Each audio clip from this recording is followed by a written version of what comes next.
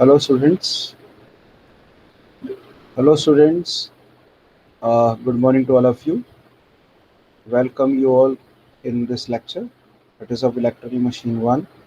Code number is EE205 and we are basically going through the unit number 3. Basically the unit 3 is running now. And as you know, my name is Racha Saxena, working as assistant professor in the Department of Electrical Engineering. I hope you will find at the home. Now, as per my previous lecture series, basically, I'm dealing with your subject that is of electrical machine one.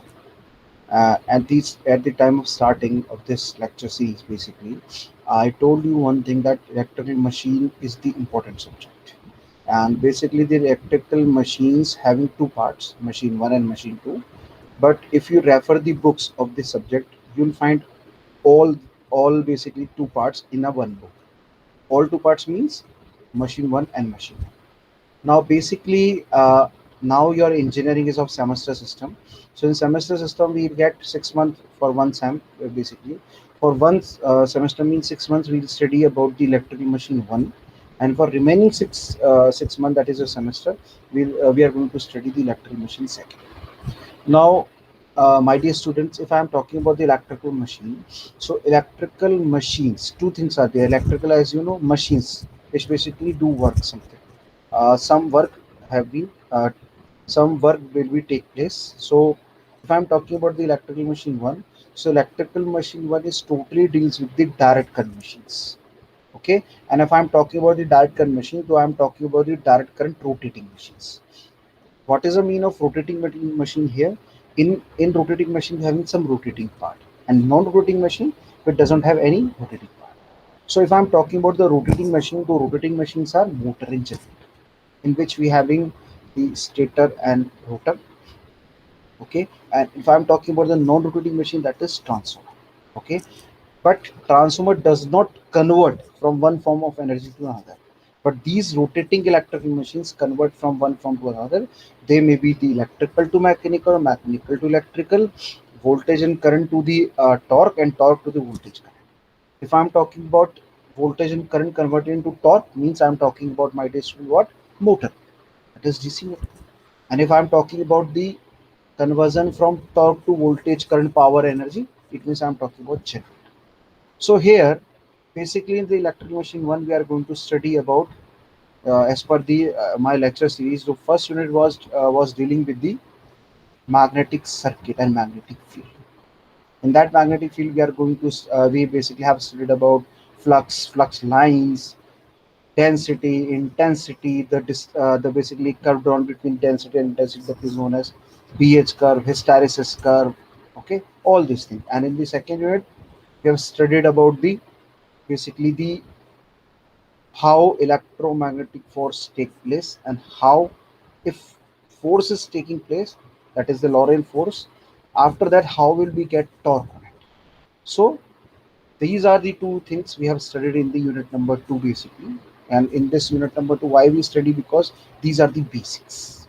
If you don't know how can we convert from magnetic field to electrical field and electrical field to magnetic field, though we can't able to understand the basic concept of electrical machine, that is rotating electrical machine or non-rotating also. Because if I'm talking about non-rotating means transformer, so in transformer we have again no rotating part, but again a magnetic circuit is there because we want flux. If flux cut, then EMF induce right along. If current carrying conductor plays in a magnetic field, it experiences a force, that is Lorentz force. And if something having a force on it, it means it basically displays from its original position. So what will happen? Torque will take place. And if torque will take place, means it start rotating. Okay, so in transformer doesn't rotating, but magnetic field required, because we know if we change the magnetic field, we'll get the force through conductor, basically current carrying conductor. Okay, so I hope you understand these things. Now in the unit number 3, the starting of the unit number 3, we have started the DC machine. So DC machine fundamentals are of two, if I'm talking about, my dear student. One is the generator, another one is the motor. So if I'm talking about the generator, so in the unit number 4, which means later on, we are going to the detail. how they work, how the principles take place, how which type of principle we are using for generator, which type of principle we are using for motor. But in my these lectures, I'll give you some brief also in as per my lectures. So if I'm talking about the generator, so generator basically in generator what we do, we convert mechanical power into the electrical power. Means we give prime mover, we connect prime mover to the rotor, that basically initially give the mechanical power, start rotate.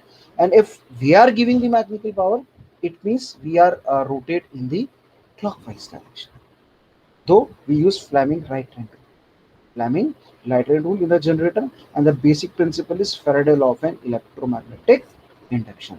Now, if I am talking about the motor, my dear student, if I am talking about what motor, the motor in the motor, what happens? In the motor, what happens? In motor, we are doing the reverse of it. Reverse of it means convert electrical power into the magnetic current. Current carrying conductor plays in a magnetic field. It experiences a force. It means Lorentz force. It means electromagnetic induction or force law. We have studied in the unit number 1. So, my dear student, if I am talking about the motor, then we use electromagnetic interaction or force law. Okay, but if I am talking about the directional law, that is Fleming left. That is what Fleming left.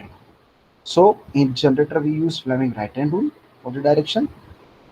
Basic principle Faraday law of an electromagnetic induction.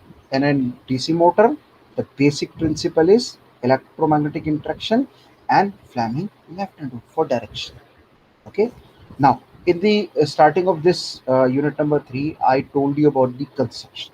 These are the fundamental. Then we have the construction: yoke, field, pole core, pole shoe, pole winding. Pole shoe is also known as pole face. Then we have the armature.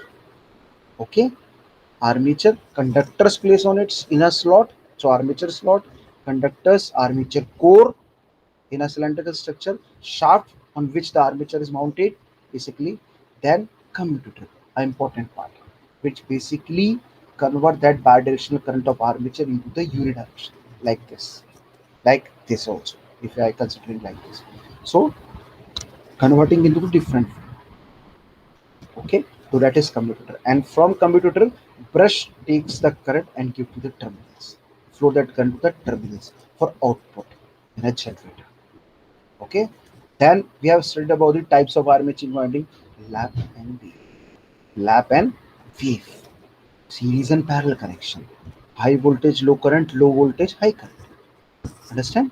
Then we have understood about the construction, how we make it, basically the armature winding. And field winding is very easy. In DC winding, we can say duplex, simplex, equalizer connection, dummy coil. Okay, so they have these all we have studied in my previous lectures. Then basically the EMF equation of a generator. EMF equation of a generator. Okay, now then we have studied just previous of this lecture, that is armature reaction. Means armature flux basically interact with the field flux and basically uh, do two things. Basically produce two facts: distort the wave of flux, distort it, and demagnetization. So we can say demagnetize and cross magnetization. So this was in the armature reactions.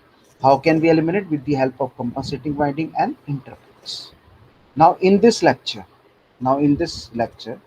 what we are going to study, basically the topic which is going on is the DC machines.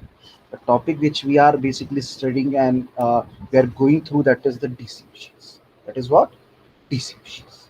So if I am talking about the DC machine, my dear student, so in this DC machines, the topic which we are going to take today, basically we are going to study today, that is back EMF and torque equations. Now back EMF is similar to that the DC generator EMF. Same equation we'll get. I'll tell you later. But the significance of back EMF, why it is called back EMF, okay, and then torque equation, how we get the torque, and some numerical problems also. Okay, now if I'm starting my lecture, so there will be some objective for me which I want to fulfill for you, my dear students. Because if I am teaching you, if I am delivering this lecture to you, my dear student, so there will be some motto of my mind basically. There will be my motto to deliver the lecture with good quality, with good content that you can easily understand about this thing. So first objective to deliver this lecture to you, my dear students, is help the students to understand about the basics of back EMF. Now, EMF is, if I am talking about the EMF, it means I am talking about the generator. But in generator, we call this generating. But my dear student, construction is same. So working are different, principle are different, but construction is same. So we can say the motor also generate EMF. That is known as back EMF. So how we are going to study how it is called and why it is called the back, how it generates. Okay, and the torque equation in DC motor, and the torque equation in DC motor. Okay, I hope you understand. Now, secondly, make student familiar with the significance of back EMF and torque in DC machines. Why I'm using DC motor and DC machines? Because in a club we call DC machines, but if we talk about the fundamental as per the working, we convert into the motor and generator. But whole we can call as machine. So the construction is same. That is why it is called as DC machine. Now moving forward, my dear student, back EMF. The first topic is the back EMF. Now, when armature winding of a DC motor starts rotating, when the armature winding of a DC motor starts rotating in a magnetic flux produced by the field winding. Now, see what happens. First, that is I am representing as a field. Now, in this we will be having the magnetic flux. Now, this is the rotor which rotates. So, if rotor rotates, now what will happen? The flux which is generated by the field having the flux line, and this rotor rotates and cut this flux. Basically cut this flux. Now it is written here. The magnetic flux produced by the field winding, it cuts the line of magnetic flux. It cuts the line of magnetic flux like this. Okay. Hence, according to Faraday's law of an electromagnetic induction, there will be an induced EMF in the armature. Now, if I am talking about the Faraday's law of an electromagnetic induction, though my dear student, Faraday gives you two laws. First law tell you about if there will be some variation in the flux linkage, then there will be an induction of an EMF. That is known as induced. If it is a closed path, then current will flow. That current also known as induced current. So that is the thing basically. Hence, according to Faraday's law of an electromagnetic induction, there will be an induced EMF in which armature winding, because it is stationary flux lines. Now I am rotating, it cuts, and the conductor which is placed in it basically cut the flux and induce what? EMF. What induce? EMF in that armature winding. I hope you understand. Now, as per Lenz's law, this induced EMF acts in opposite direction to the armature supply. Now, as per Lenz's law basically state what? That induced EMF always opposes the cause of creation.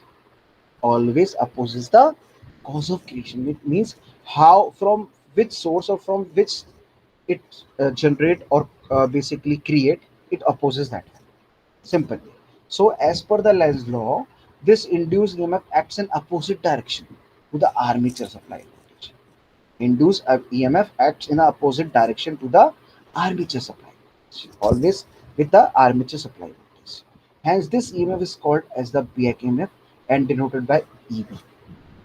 The direction is opposite. Now see one thing. If I am talking about the generator, so in generator the rotor starts rotate in the clockwise direction because we are rotating. You can say Fleming right hand. But if I am talking about the motor, it rotates in the anti-clockwise direction. So the Fleming left hand rule we can say. The directions are opposite. See, directions are opposite. So we can say the back EMF. And as per Lenz's law, this induced EMF acts in opposite direction to the armature supply voltage, which we are giving to the armature because it is a motor. If I'm talking about the motor, then I'm talking about the back EMF. If I'm talking about the generator, then we always call it as a generator. Okay, so as per the Lenz's law, this induced EMF acts in the opposite direction to the armature supply voltage. Hence, this EMF is called as a back EMF. Why it is called back EMF? As you understand or not, I hope you understand. Opposite direction. Cause the creation. Cause always opposes the cause of creation. So hence this EMF is called as the back EMF and denoted by EB. Now value is what?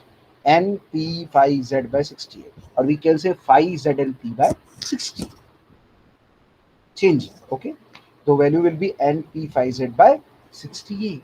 I hope you understand. Now moving forward, generated EMF or EMF equation of a generator.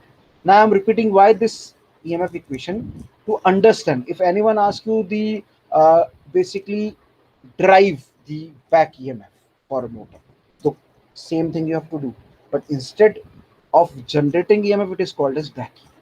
So I'm repeating this thing again for the better understanding. I hope you understand this thing now. Let phi. Phi is what? Flux per pore in Weber. As I earlier, as you have studied in the unit number 1 and 2, my dear student, that flux per pole is basically denoted by phi. Okay, and flux is what? MMF per reluctance. MMF by S, we can say. Okay, now, so it is known as in a Weber, we can say the flux per pole in Weber. Now Z I am representing as a total number of armature conductors. Armature conductor means this one, and in this slot we have the coil connected on it, that is known as conductors. So the total number of conductors in is equals to Z. Number of slot, number of conductors per slot. Number of slots and number of conductors per slot. For example, 20 slots are there and 4 conductors in a slot. So 14 to 20, 4 conductors in a slot means 20 slots are there. So 4 into 20, 80 conductors. We can calculate like this. Now P, number of generator. Instead of generator, we can write motor also, if I'm talking about the back EMF. But here I'm calculating for the generator, because always for generator we called as EMF, but for motor we called as torque, because the output of generator is EMF, that is electrical quantity. Okay, but always the output of motor is what? Torque, speed, rotation, revolution. That denotes the torque for DC. So if I'm talking about the generator, we are talking about EMF, and back EMF is for motor, opposite direction. So if anyone asks you about the derivation, this is the same derivation we have to follow. Now A is number of parallel paths in armature, and A is 2 for wave. I earlier told you, and A is equals to P for lap. A is equals to 2 for wave, and A is equals to P for lap. Now armature revolution per minute, that is RPM, or rotation per minute, that denotes N. Instead of turns, in turns we denote N, but here I am representing speed as a capital N.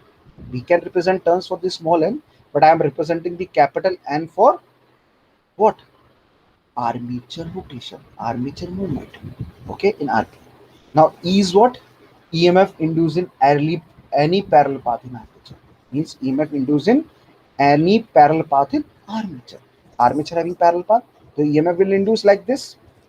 These are the parallel paths, so EMF will induce like this. Okay. Now generated EMF I am calling as EG. Instead of if I am talking about the back EMF, so I have to write EB. What I have to write? EB. Now average EMF generated per conductor, that is given by Faraday's law of electromagnetic induction, d phi by dt. But instead of applying Lenz's law, I am not applying Lenz's law here. That is why I am not writing minus sign. So the value will be d phi by dt. Now d phi is what? Flux. Now flux cut per conductor in one revolution. That is d phi. Flux cut per conductor in one revolution, and we know that if poles are there, so field poles denote how many basically how much amount of flux we get. How much amount of flux we get. I hope you understand what I want to tell you basically. Though we can write d phi by is equals to phi p. D phi is equals to phi p.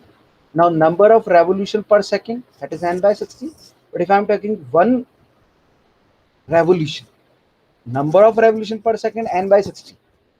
Okay, I'm converting minute to the second, that is 60. But if I'm taking reverse of it, means time for one revolution, that is 60 by n. That is what? 60 by n. So dt will become 60 by n. My dear student, dt will become 60 by n. So according to Faraday's law of an electromagnetic induction, what we can write? d phi by dt is equals to phi p n by 60. Phi p n by 60. Now, number of conductors is series in one parallel path. Parallel path, number of conductors are there in series. So we can write Z are the number of conductors and A is the parallel path. So Z by A. What we can write? Z by A. Okay. So here I am writing also the EMF generated path is equal to 5 PN by 60A. We can say 5 PZN by 60A volts, and we can also write 5 ZNP by 60. Okay. And wave for wave binding we are using A is equals to 2, and for lap binding I am writing A is equals to P. Means if I am talking about the lap, then parallel slot, we can say parallel path always equal to the pole. If I am talking about the wave binding, then parallel path always equals to 2, only 2, plus minus plus minus. Okay, so same equation we are getting here. See, n p 5z by 60. Here again I am getting what? 5z and p by 60. A is equals to 2 for wave and A is equals to p for. So same derivation we have to follow. Instead of writing generator, we can write motor. But that is the back as per the direction. I hope you understand. Now moving forward. Now significance of back. Now if I'm talking about the motor, my dear student, though in motor we always talk about the torque. We always talk about the torque. And if I'm talking about the generator, we always talk about the EMF. Then why we are using this back EMF? What will be the significance? So in this we are going to study about the significance. What is the significance? Okay. Now the presence of back EMF makes the DC motor a self-regulating machine. What it behaves? Self-regulating machine. That is, it makes the motor to draw as much armature current as is just sufficient to develop the torque required by the load. Now see, if generating EMF is there, so the significance of this back EMF is through this armature current will flow, because if it is closed path, the EMF will become voltage, and voltage will become the force that basically develop to move the ions, that is electron, from one portion to the another, one side to the other, sending end to the receiving end. Means rate of flow of charge is known as current. So armature current as much as possible, and if I am getting the armature current, through this I am getting the torque. So if back EMF is there, will give you the torque, and we need so much torque, because if I am talking about, my dear student, DC motor, though I am talking about the mechanical output, I'm not talking about the electrical output, because I am talking about motor, and in motor we always talk about the mechanical, that is torque or speed, rotation, revolution. So it helps first. Now, when the rotor is running on no load, means no load is given, means no mechanical load is connected, small torque is required to overcome the friction and windage losses. Small torque is required to overcome the friction and windage losses. Small, we can say. Therefore, the armature current IA is small and back EMF is nearly equal to the applied voltage. At this time, if I'm talking about no load, the back EMF will become equal to the terminal voltage, we can say, equal to the applied voltage which we are applying. Okay, and armature current is very small. Why is very small? Because a small EMF is generated, that is known as back EMF, and that back EMF is basically overcome the friction and windage losses. Okay, first significance. Now second, if motor is suddenly loaded, now I basically put some load on it. I basically apply some mechanical load on the shaft, on the rotor, basically the torque or speed, we can say. Now if motor is suddenly loaded, the first effect is to cause the armature to slow down. The first effect is to cause the armature to slow down. Now armature will slow down if loaded increase on it. Okay.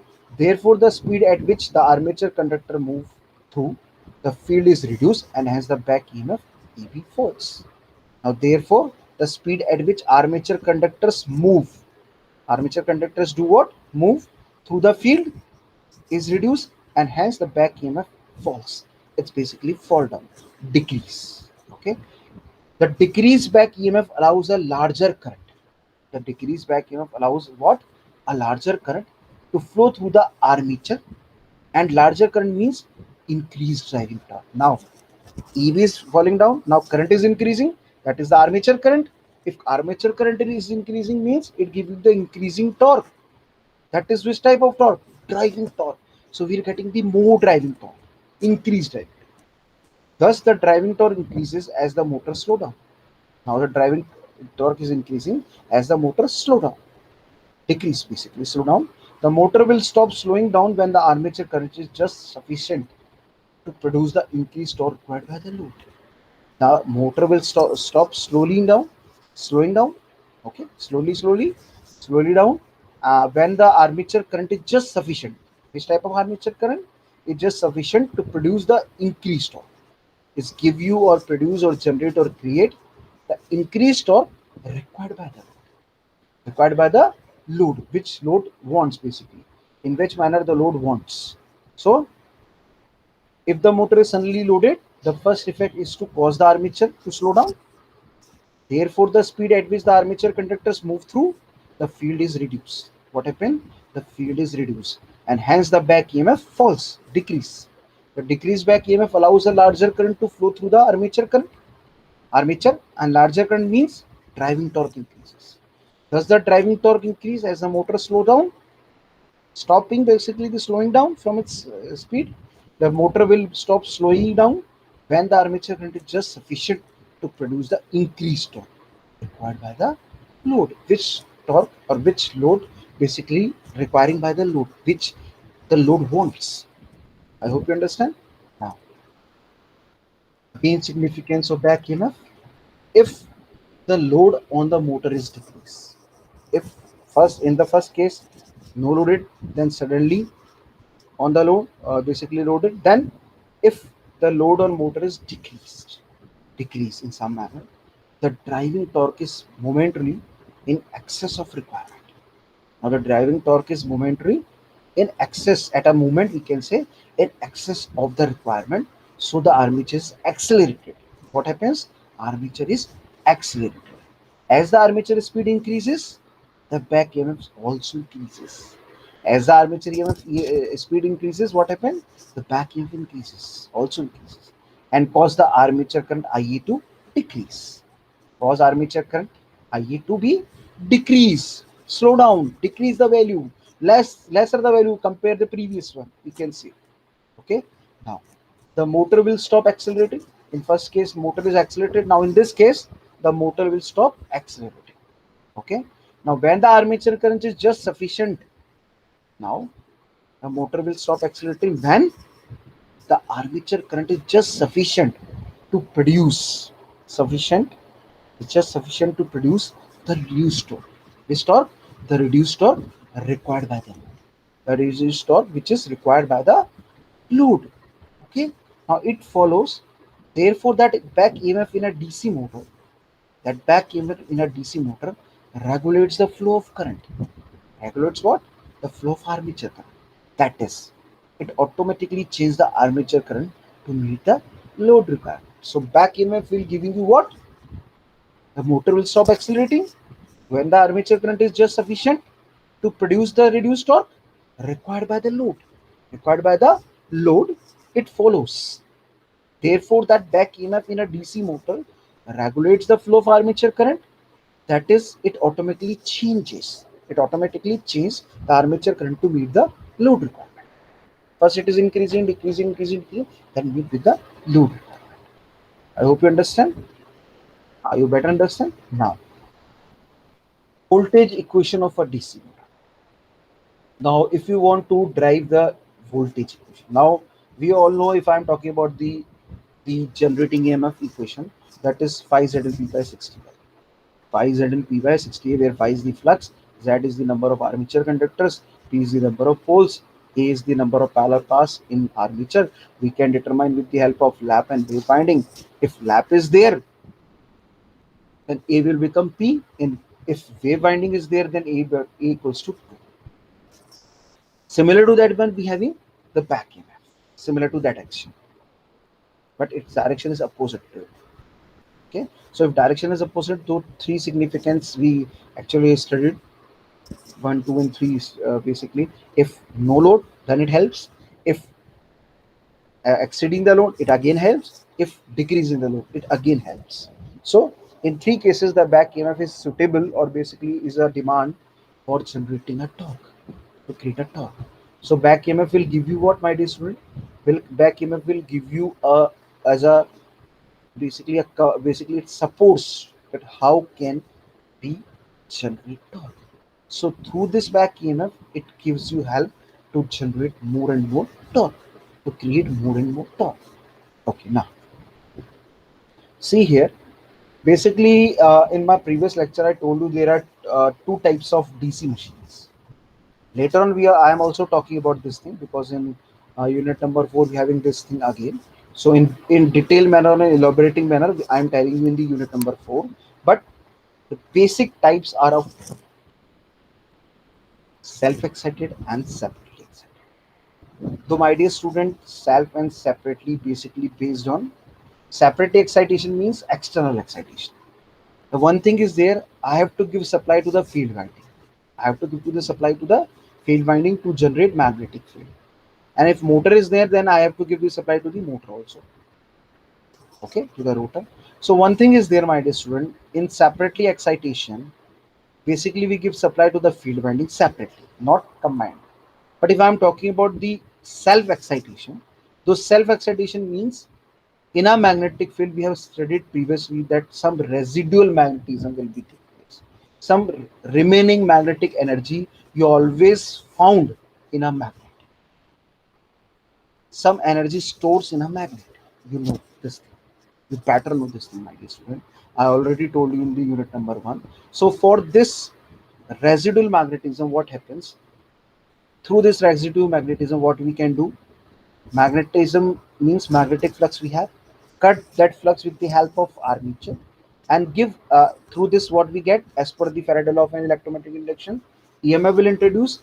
We can give that EMF to the load also if generator, and some part of that EMF will go given to the field to excite it, to energize it, to generate more flux. So if I am doing like this, then it basically called or it is a type of self-excitation. So separately excitation is here. This one I am giving the external supply, but self-excitation which doesn't give any external supply. It's basically based on residual magnetism, remaining magnetism in a magnet. So the three types of that self-excitants are: we can connect that field winding with the armature in series called a series wound. We can connect that field winding in parallel to that armature winding called shunt wound. We can connect both series and shunt found as compound. And in this we can use long shunt and short shunt. So differential compound and cumulative compound. So these are the some types of DC machine. Now I am taking as a separately excited. That is the external sources here. Though what happens, my dear student, here is the armature. This circle always represent as a armature, and here we are getting the V. In this I am giving the supply V. Through this what will happen, the armature current, or we can say the current introduced in it. Okay, I'm representing here, my dear student. So through this the VB is applied, that is back EMF and induced EMF. We can see that. Okay, so here I am representing armature, here is representing this, and secondly I am showing you with the its resistance, that is R. Okay, now how can we create the voltage equation? See, as shown in figure 1, that is the previous one, this one, the armature supply voltage V has to overcome the opposition. The armature voltage supply V has to overcome the opposition posed by the back EMF. Overcome the position basically, opposition that is posed by what? Who will pose it? Who will give this one? Back EMF. Significance of back EMF, I already told you. Previously we have studied that is significance of back EMF, the back EMF. So has to overcome the opposition which is posed by, which is given by, which is taken place by the back EMF, that is EB. And some other voltage drops such as brush drop. We connect brush on the commutator, drop will be take place, and the voltage drop across the RA. RA is what, my dear student? That is armature resistance. RA is what? That is armature resistance. So from figure 1 we can write that V is equals to EB plus IARA plus VB. V is equals to EB plus IA. See here, V is equals to, I am representing like this. Now it is basically if I am applying KVL here. So negative to positive will become positive. We are getting always minus sign here, and minus, positive to negative minus. So We can write like this: VB is equals to E plus IRA. Can write this thing, or we can write like this: VB minus IRA minus E is equals to 0. Or VB is the brush drop, we can say. So we can write like this: V is equals to, so I am writing like this: V, positive V is equals to VB plus IARA plus E. Okay, or representing the second one. So see here I am writing like this: V is equals to EB, that is back EMF, plus IARA plus VB. VB is the brush drop, but voltage drop brush is negligible. We basically neglect it. In some numerical, if value is given, then you have to consider it. Otherwise, it is 1 volt or 2 volt, so we can neglect it. So that is negligible. Now the equation will become V is equals to EB plus IARA. V is equals to EB plus IARA. Clear? V is equals to, see here, this is the equation. V is equals to EB, we can write VB. Instead of VB, we can write EB. So V is equals to EB plus IR. IRA base I into RA, the voltage drop. Okay. Now the equation become V is equals to EB plus IA RA. I hope you understand. Now this is the voltage equation we can use for the motor. Similar equation we can use for the generator, because conceptions are same, my dear student, but the current direction is reverse. In generator we use this direction, in motor we use this direction, C. Okay, and look like this also. Now in this, current direction is going here, that is generator. In this motor it is opposite. So if motor I am using plus IA, in generator we use minus IA. Okay, so we use V is equals to EB my EG. In that case, generator EMF, EB will become EG, and instead of this plus sign we write minus sign in generator. So in generator we can write V is equals to EG minus IARA, or EG is equals to V plus IARA. We can write. Here I am writing V is equals to EB plus IARA. I hope you understand. So we can calculate voltage equation for a, or of a DC motor or a generator also in some manner. I hope you understand. Now this is the voltage equation. Now torque equations. See how it basically take place, how we can write how it basically occurs. So the torque produced by a motor will always be proportional to the air gap flux, that is phi, and the current flowing through the armature winding, that is I. Now see, current carrying conductor plays in a magnetic field the experience of electromagnetic force, also called as Lorentz force. So that force is basically responsible with two things: induce EMF. Through induced EMF we having the current, or we can say the current which is flowing in the armature, and current carrying conductor, and magnetic field. Magnetic field means flux. So we can write this equation or not, my dear student? Torque is proportional to the flux. If flux is not there, then there will be no variable, basically the changes in the flux. And if there is no change in the flux, no EMF will introduce. Faraday law will not take place if flux lines are not there. So flux is responsible, and second responsible thing is armature current. So we can write torque is proportional to pi I. Pi is the flux and I is the armature. I hope you understand with this equation. Now second, the flux is produced by the means the flux is produced by the field current. The flux is produced by the field current. Obviously, why we call field, we are telling that it is a field. Why it is called as a field, my dear student? Because it generates magnetic field, it creates magnetic field. So the flux is produced by the field current, and hence phi will be proportional to the field current. Obviously, if flux is producing, now what happens? See, Biot-Savart law. As per the Biot-Savart law, if I am flowing a current in a coil, through that current, uh, at the surrounding of that coil, we find a magnetic field, and we can say phi is proportional to the I. Means phi is proportional to the I. The I which we are getting, same nature of flux we are getting, because it is proportional. So through this we can write like this. If I am talking about the field, so I am talking about the magnetic field. Okay, so phi is proportional to which current? I field, means IF, field current. I hope you understand by this. Now Hence, torque produced by DC motor is proportional to the product of IA and IF. Obviously, instead of phi, we can write what? IF.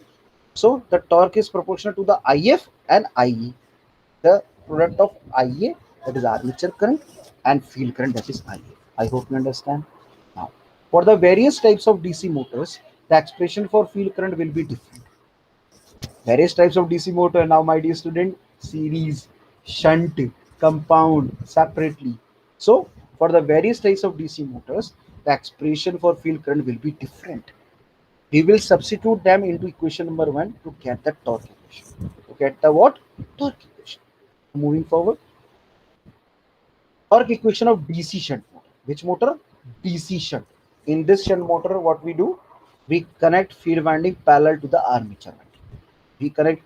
We basically connect field winding parallel to the armature winding. So we can write I field is equals to V by RSH. RSH means shunt resistance is equals to constant. In this case, the flux is constant because parallel. Flux is constant, no proportionality. So we can write torque is proportional to IE.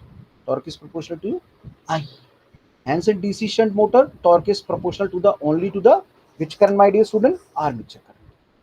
Which current, my dear student? Armature current. I hope you understand. Now, torque equation DC series motor. First, torque equation of DC shunt motor. The torque equation DC series motor. For DC series motor, field current is equal to the armature current because it is connected in series like this.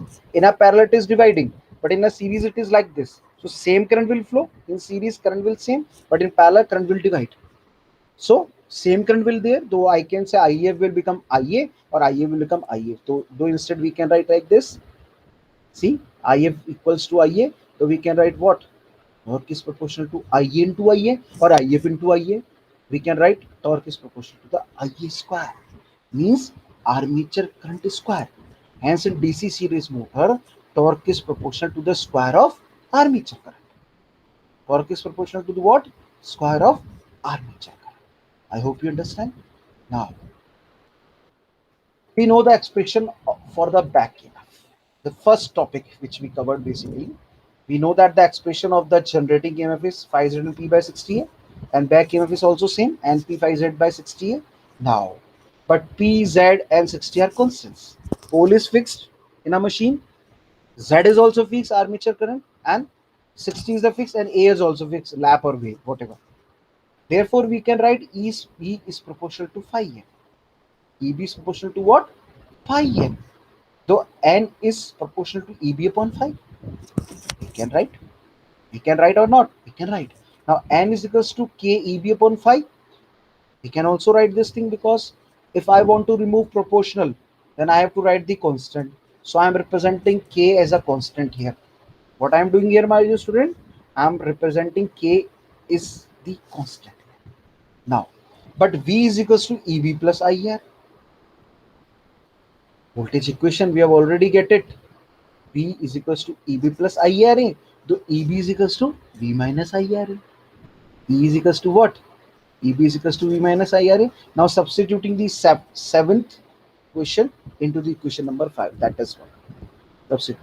Now N is proportional to V minus IA RA upon phi. N is proportional to the V minus IA RA upon phi. So we can write some more thing, that is N is proportional to V minus IA RA upon I field because phi is proportional to the I. That is the same thing. See here.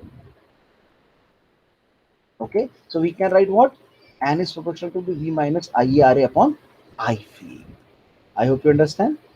Speed equation. Now, DC shunt motor, for DC shunt motor, the flux is constant. For DC shunt motor, the flux is constant. Why I am calculating the speed equation? If torque is there, though we can easily calculate the speed. Okay, though. Now speed is, therefore the speed is proportional to V minus IR upon IF, means flux is constant in a shunt motor, no IF is there. Now for DC shunt motor, IF is equals to IA. IF is equals to IA. So we can write like this. V minus IRA minus ISRS. This is the series field resistance and series field upon IA. So we can write like this. This is the back EMF. So we can represent it. or which motor? DC series motor. I hope you understand about this thing. So DC series motor. Okay, now moving forward. Now previous we have basically calculated the first the back EMF, that is similar to generating EMF but having significance for the torque. Then we calculated the voltage equation, that is V is equals to EB plus IARA. Then we calculated the torque for different machine, shunt, series, basically shunt and series. Then we have calculated the speed equations. Now some numerical problems. DC.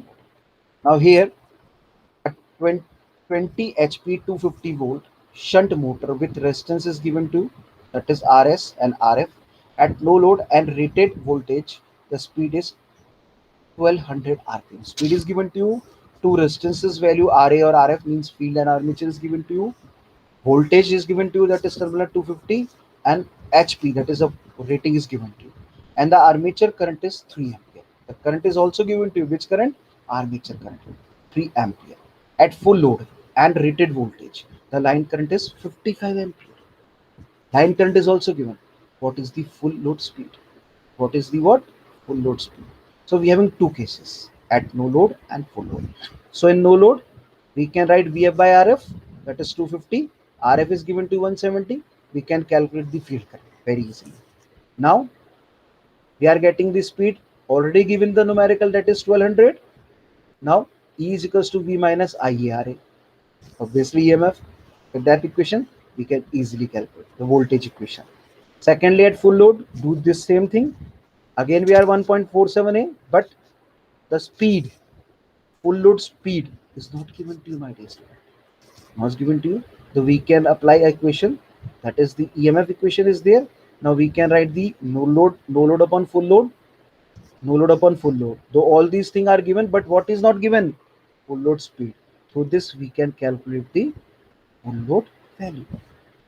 I hope you understand. Now this is the numerical problem how we get. So later on I'll tell you all more numerical problems. Just we go through the multiple choice question related to this topic basically. Now first, a 220 volt DC motor draws an armature current of 20 ampere. Its armature is 6 ohm. The induced EMF in the motor will be, you can calculate with the help of value is given to, equation is given to, the value will be 208. If the flux is increased by 50% and speed is reduced by 50% of DC motor, keeping the other parameters constant, then its back EMF will become what? Again 100% of its original back EMF. Same thing is there. If EB is the back EMF of DC motor and V is the terminal voltage, then the condition for maximum power is EB is equals to 2 volt. Double agree? Now 4-pole lap-wound DC motor drawing an armature current of 20 ampere has 360 conductors. If flux per pole is given, WV, then the gross torque developed by the armature motor, we know the equations basically. So what will be the value? 7.7, that is C. As the load on DC motor increases, the current drawn by the motor increases. A. If the back EMF of DC motor is doubled and the flux is halved, keeping other parameters constant, then the speed will become what? What speed will become, my dear student? 4 times of the original speed.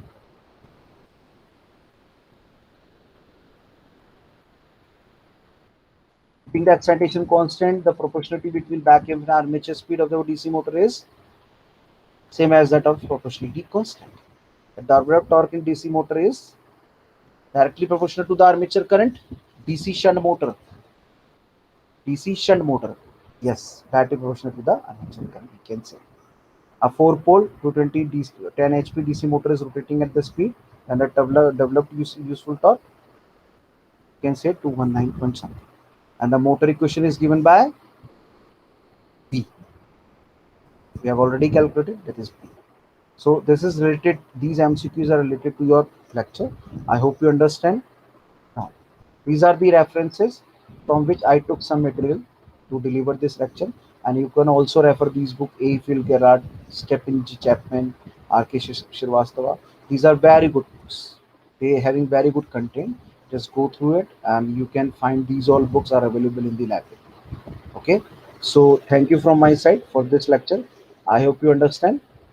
I hope you better understand about the equation torque equation, back EMF, what are the significance of back EMF, all these things. So I hope you understand. So this is all about from my side. Thank you, students. Thank you for listening.